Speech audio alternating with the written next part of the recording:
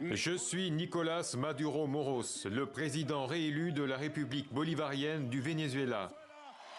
Les résultats viennent de tomber, la foule est en liesse. Devant le palais présidentiel, Nicolás Maduro entérine sa victoire. Il y aura la paix, la stabilité et la justice après ce 28 juillet et ça commence aujourd'hui. Le voilà réélu pour un 3e mandat.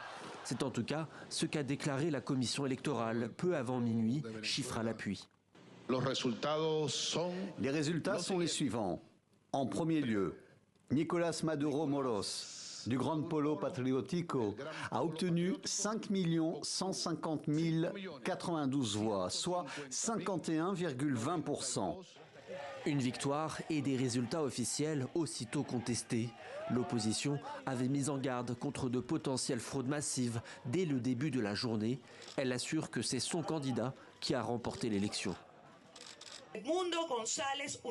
Edmundo González Urrutia a obtenu 70% des voix lors de cette élection et Nicolás Maduro a obtenu 30% des voix.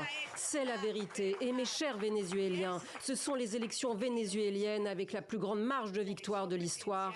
Félicitations Edmundo. Ces derniers mois, Edmundo González Urrutia, ancien diplomate de 74 ans et inconnu du grand public, avait caracolé en tête des sondages. Sa popularité, il la doit à une femme, Marina Corina Machado, chef de l'opposition et interdite de se présenter en janvier dernier.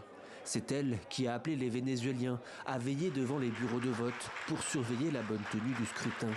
Un appel largement suivi. Jamais, en 25 ans de chavisme, l'opposition n'avait suscité un tel espoir.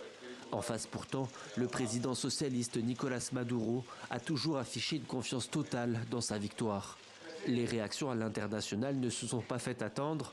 Le chef de la diplomatie américaine, Anthony Blinken, a estimé que cette victoire était, selon ses mots, difficile à croire. Joseph Borrell, quant à lui, a réclamé une transparence totale dans le processus électoral.